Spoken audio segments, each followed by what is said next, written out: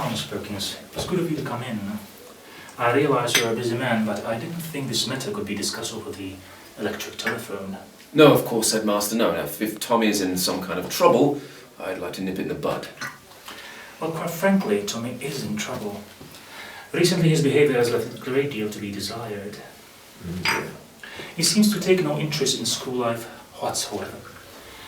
He refuses to muck in on a sports field, and it's weeks since any master has received any written word from him. Quite frankly, Mr. Perkins, if he wasn't dead, I'd have him expelled. I beg your pardon?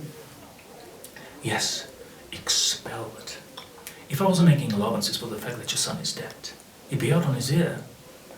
Tommy's dead? Yes, yes. He's lying up there in a sick bay now.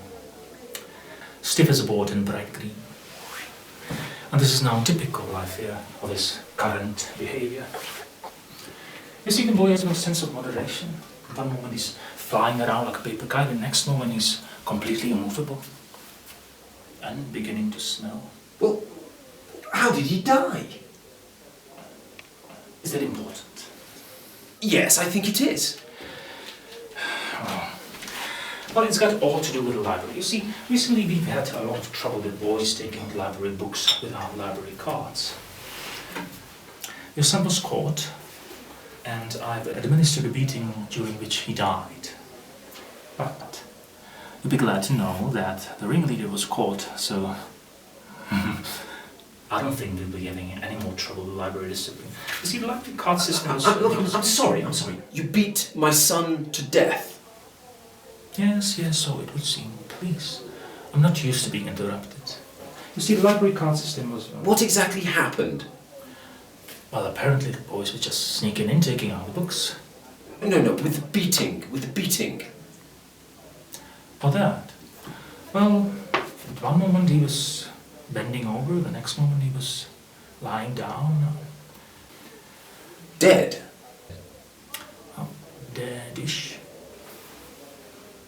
Mr. Perkins, I found this morbid fascination of yours with your son's death quite disturbing. What I'm talking about is his attitude. Quite frankly, I can see where he gets it from. Well, I didn't beat my son to death. Well, it was perfectly obvious to me from the very first day he arrived here. I wondered then, as I wonder now, if he might not have turned out to be a very different boy indeed if you had administered a few fatal beatings. Are you mad? I'm furious. In order to accommodate the funeral, I had to cancel afternoon school on Wednesday. That's preposterous. Yes, it is. Or, at least, it would be if it were true. What? I've been joking, Mr. Perkins. Pardon me.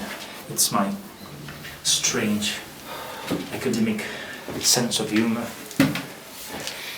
I've been pulling your leg. Thank goodness. I wouldn't cancel afternoon school to bury that little shit.